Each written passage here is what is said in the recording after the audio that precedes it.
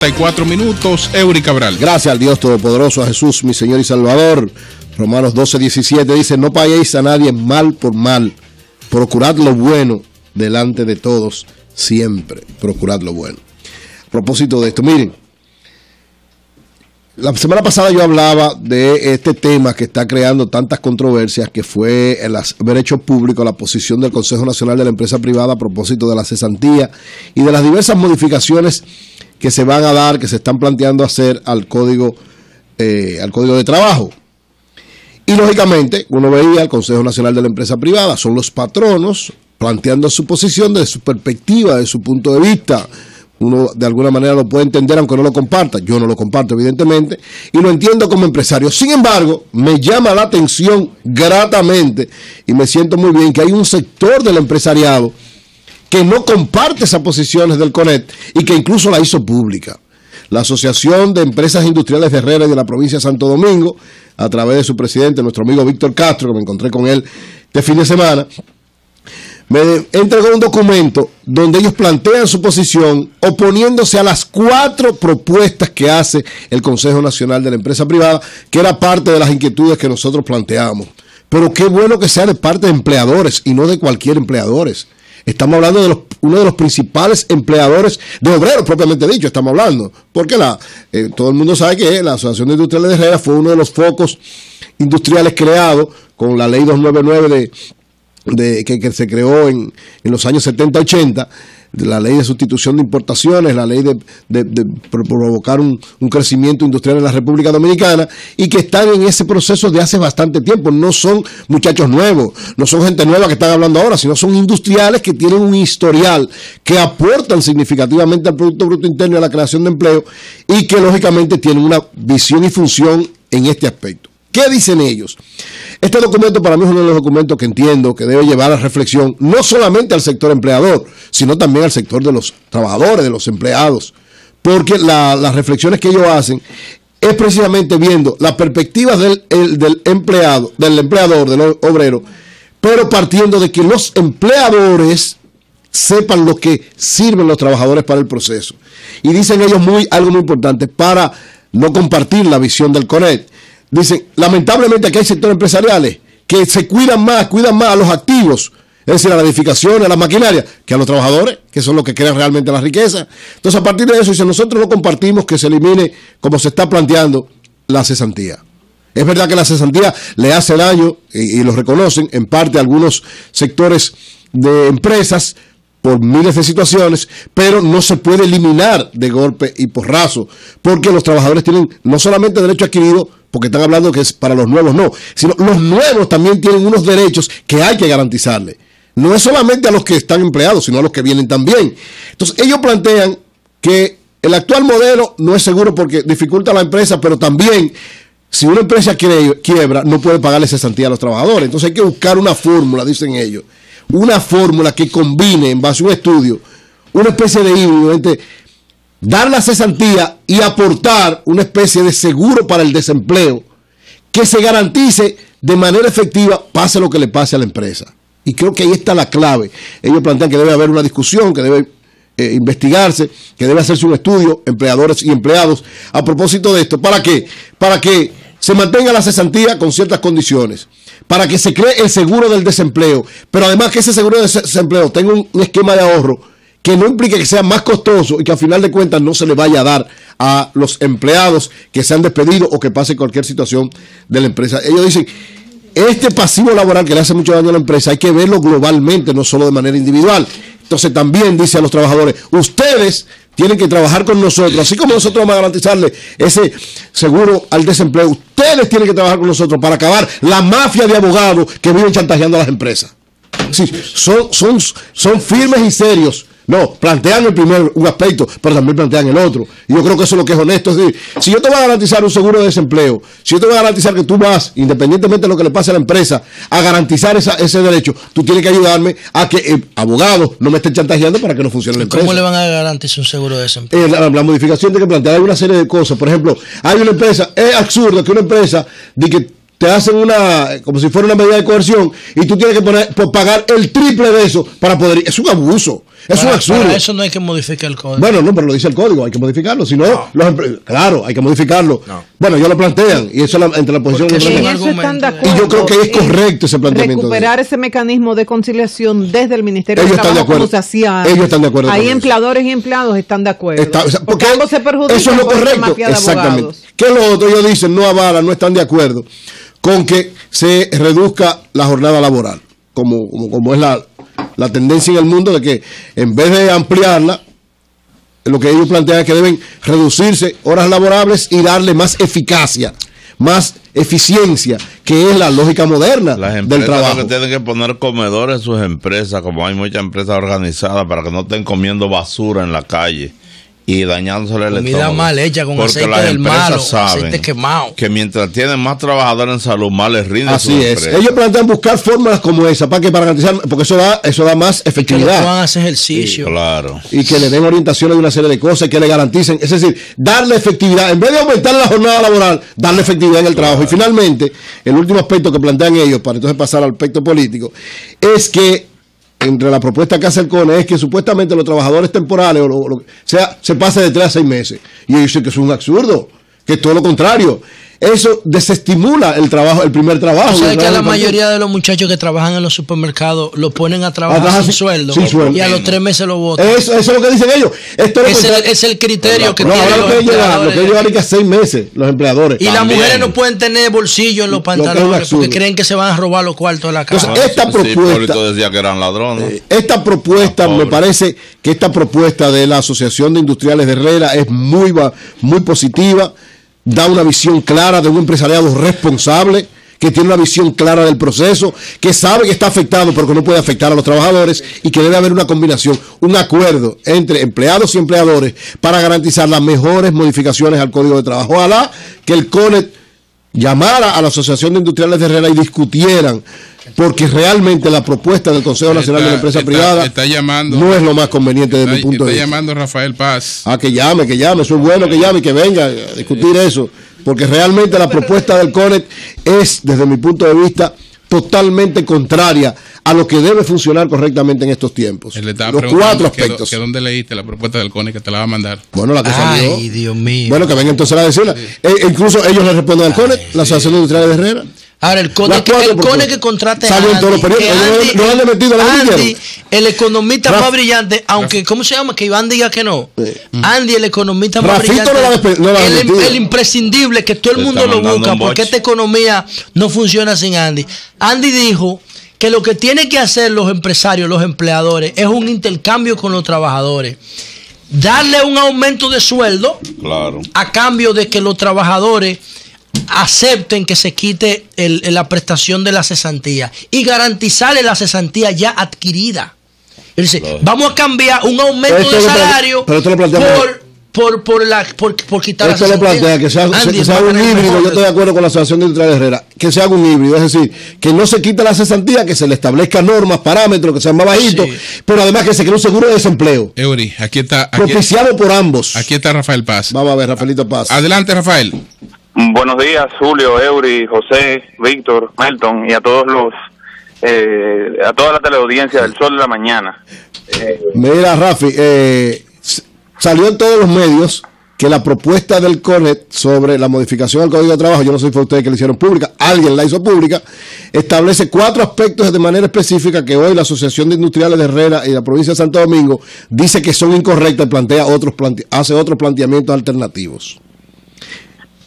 Bueno, lo primero que tengo que señalar es, y quisiera hablar en amplitud de todo este proceso de reforma laboral, para que la gente tenga el contexto completo de todo lo que ha venido sucediendo.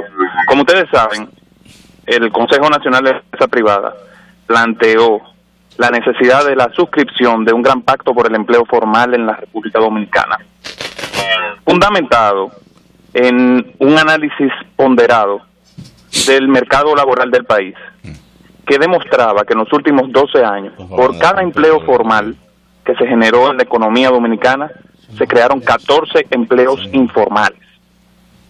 que el 50% del empleo industrial femenino se destruyó en los últimos 10 años y que el sector más dinámico de generación de empleo era el servicio doméstico. Es decir, que nuestras obreras industriales se habían convertido en trabajadoras domésticas. Que si el Estado no hubiera duplicado su nómina y generado más de 300,000 puestos de trabajo en 10 años, cargando el presupuesto nacional, la tasa de desempleo en el país estuviera rondando el 25%. En base a todo ese análisis que nosotros compartimos con ustedes,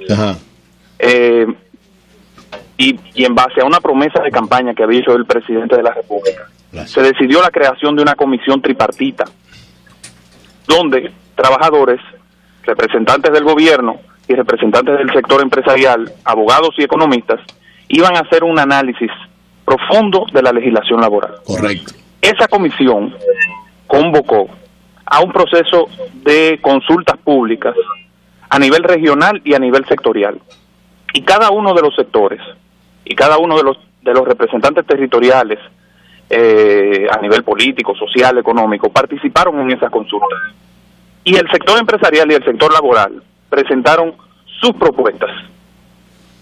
El sector empresarial hizo todo un proceso de consulta con más de 50 organizaciones empresariales del país, y me refiero al CONEP específicamente, como cúpula, consultando a todas las asociaciones sectoriales y especiales de la República Dominicana, y logró presentar ante esa comisión una propuesta unificada, donde se planteaba una serie de reformas tendentes a modernizar y flexibilizar la legislación laboral, con el objetivo de crear empleo formal y de crear las condiciones para que la mayoría de las pymes que en la República Dominicana no pueden cargar con el costo directo de nuestra legislación, pudieran formalizarse bajo un planteamiento fundamental.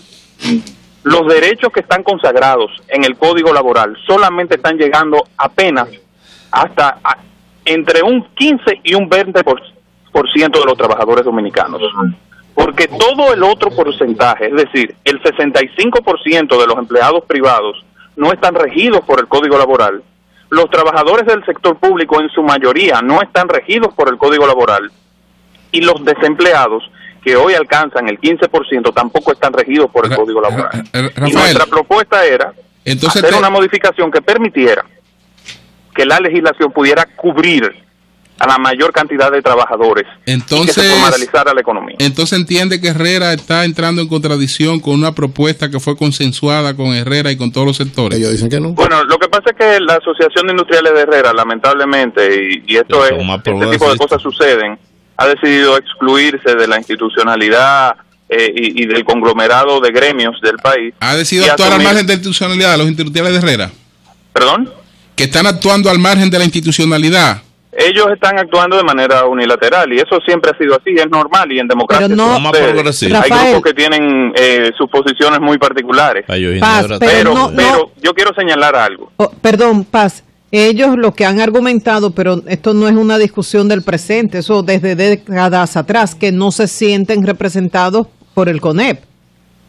Bueno, pero... Y ellos son industriales.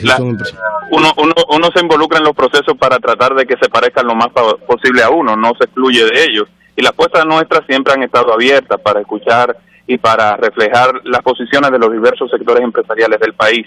Pero lo que tú llamas como Paz, lo que tú llamas como falta de institucionalidad, ellos dirían no, nosotros trabajamos institucionalmente representando nuestra asociación, no como parte del CONEP, porque no somos parte del CONEP. Un momentito, sí, Rafael, para que concluyas. Sí. Tenemos a Víctor Castro, el presidente de la Asociación de Industriales de Herrera, aquí en la línea. Víctor, ¿cómo estás, hermano? Buenos días, ¿qué tal? Buenos días. Dice el CONEP que ustedes están marginados del proceso, por eso no fueron consultados para la posición que ellos plantearon frente a esta... fuera de la institucionalidad. Que están actuando al margen de la institucionalidad. ¿Es así, Víctor? Si estar fuera de la institucionalidad es que nosotros hicimos una propuesta a esa comisión formada por la presidencia, y una parte de la cúpula empresarial trató de sacar la posición de Herrera de la discusión, porque supuestamente ya la posición del empresariado había sido consensuada. nada más falso. Nosotros como asociación tenemos una visión diferente, un enfoque diferente de la situación, y nosotros entendemos que el trabajador dominicano y del mundo debe importantizar más que las maquinarias y los equipos de las empresas. Nosotros queremos trabajadores para que tengan un poder adquisitivo importante, que puedan consumir nuestros productos y nuestras empresas puedan producir más, vender más y tributar para que el gobierno tenga capacidad de ir en beneficio de los sectores más vulnerables de la población. Bueno, pues ahí escuchamos. Vamos a escuchar a Rafi Paz. Vamos a Víctor ahí, sí. Un momentito. Víctor, quédate ahí. Adelante, Rafael Paz. ¿Aló? Adelante. Pero él llegó. Víctor. Presente. Dinámico. Víctor Castro. Y él venía hablando por el celular para no perder un segundo. Víctor Castro está en línea y aquí presente Rafael Paz. Parece que Víctor cerró ya también. Sí. No, yo estoy tú estás ahí, Víctor. Víctor, coge para acá donde tú estás, la 27 ¿Dónde tú estás, Víctor? No, yo estoy en mi oficina. Okay. Coge para acá. Víctor, entonces... Hola, entonces la posición de ustedes es contraria totalmente a todas las propuestas que ha hecho el CONES para la modificación del Código Laboral. No, nuestra posición no es contraria a nadie. Nuestra posición es que ese Código Laboral debe revisarse para ganar. Es decir, beneficiar la condición de vida de los trabajadores y paralelamente aumentar la competitividad de las empresas. Claro, y ese es el punto. Ser. Bueno, pues gracias, Víctor Castro. Ya lo invitaremos entonces para que venga, pues aquí está. Vamos a invitar a Víctor Castro. Ya te invitaremos, Víctor. Víctor, escucha a Rafael Paz lo que te va a decir. Escúchalo allá en la empresa. Lo voy a escuchar atentamente. Bien. Gracias. Bueno, como les venía diciendo, yo pienso que el propósito de todos en este proceso de reforma del Código Laboral es exactamente el mismo. Es crear las condiciones para mayor bienestar en la República Dominicana, tanto para los trabajadores, pero sabiendo algo, que no puede generarse bienestar para los trabajadores si no hay condiciones para la producción, que no puede mejorar el nivel de productividad de las pymes si no están en condiciones para formalizarse. Yo le voy a dar un dato, y esto puede ser una primicia. Nosotros estamos haciendo un estudio y los datos preliminares indican que unas 64 pymes que a través de un programa del gobierno de Taiwán se formalizaron el año pasado, aproximadamente el 40% han tenido que volver a la informalidad, porque no soportan los costos que implica la formalidad, los costos laborales, los costos fiscales y los costos de la seguridad social. Entonces, nosotros lo que hemos dicho es, esto es una situación grave, fundamental de la situación, o sea, vinculado al desarrollo y a la situación económica del país, que hay que ponerle atención, y el presidente de la República sabiamente conformó una comisión para ello. Todos los sectores hicieron una propuesta. La Asociación de Industriales de Herreras hizo una propuesta que la depositó ante la comisión, y muy posiblemente algunos de sus planteamientos son más radicales que los nuestros. Más radicales que los nuestros. Y no es por un tema de que es un sector más progresista o menos progresista. Es que hay una necesidad sentida, principalmente de las MIPYMES en la República Dominicana, de que haya una reforma laboral, porque los costos se la traen y porque los procesos laborales son brutales. Son la principal causa del cierre, o una de las principales causas del cierre de negocios. La mayoría de los colmados, salones de belleza, cierran en la República Dominicana por un proceso laboral. ¿Cómo se puede establecer eso? ¿Ustedes tienen estadísticas? Sí, claro. De que relacionen el cierre o la quiebra de empresa por las prestaciones laborales. Hemos hecho estudios y lo estamos haciendo. De hecho, actualmente... Pero no hay alguno que ustedes nos puedan enviar para nosotros poder ver. En los próximos días lo vamos a estar suministrando datos. Recuerden que todos los datos sobre esta discusión prácticamente los hemos suministrado nosotros, porque en el CONEP, y ustedes son parte y testigos de este proceso, hemos llevado a cabo una transformación importante a nivel interna que nos ha permitido contar con un equipo de análisis de alto nivel, pero también con las asesorías necesarias para hacer un rol más responsable. Sí, voy a decir algo, y perdóname, María Elena. Lo que necesitamos en República Dominicana es más trabajo. Con relación al tema de la flexibilización de la jornada laboral, nosotros tenemos una jornada de 44 horas, mientras todos los países de Centroamérica tienen una jornada de 48. O sea, ustedes quieren que el trabajador trabaje más. Sí, eso es lo que quieren. No, y le quitan la cesantía. Quitándole la prestación de laboral. Claro, yo quiero 2 jornadas de trabajo. Tú hablas de la época del trabajo. Ahora, con relación a la cesantía, nosotros lo que hemos planteado no es eliminarla bajo ningún concepto, y lo hemos dicho de manera responsable y coherente, establecerle un tope para convertirla. Y escucha, Eury, que esto es muy importante. Para convertirla, fue a ti que él vino a responder. Para convertirla en lo que debió ser a partir de la entrada en vigencia de la seguridad social. Antes de la seguridad social, la cesantía tenía una doble función. Era una especie de seguro de desempleo, porque eran unos recursos que te servían de contingencia para cuando tú perdías el trabajo y reenganchabas en otro, pero también había sido concebida como un fondo de reserva para cuando tú te retiraras. Como no había seguridad social, tú contabas con ese ahorro al final de tus días laborales para tú sostenerte. Con la entrada en vigencia de la seguridad social y la creación del fondo, de los fondos de pensiones, ya perdió esa naturaleza, porque el trabajador durante todos sus años de trabajo va a estar, el trabajador formal, va a estar acumulando una serie de recursos, pero eso es para después, que le van a permitir retirarse. Entonces, ya y la propia ley de seguridad, ¿qué beneficio le dan a esos fondos? Los que están acumulando riqueza. No, una pensión digna, Melton, para cuando te retiras. Pero ganando 6,000 pesos, ¿qué dignidad va a tener la pensión? Bueno, pero ahí es que está el reto. Porque a medida que los sueldos sean más bajitos, menos tú aportas. Pero cuando tú tienes los empresarios se liquidan con millones. No, pero cuando tú tienes el país que tiene la mayor carga laboral, eso te presiona los salarios. Pero entendemos perfectamente los datos que ustedes han suministrado de lo que ha pasado con el empleo en esta última década. Y eso llora ante la presencia de Dios. Todos tenemos que trabajar por generar más empleos formales. Pero la pregunta, ¿por qué sacrificar al empleado? ¿Toda la carga que tiene la empresa es por el pasivo laboral? No. Claro que no. Ahí está el componente energético. Ahí está el componente impositivo, está el componente también de lo que ha ocurrido a nivel internacional, o sea, la crisis a nivel internacional que ha afectado mucho sobre todo a nuestras empresas exportadoras. Entonces, quizás no hemos generado más empleos por esos factores. ¿Por qué castigar al empleado, que a la larga es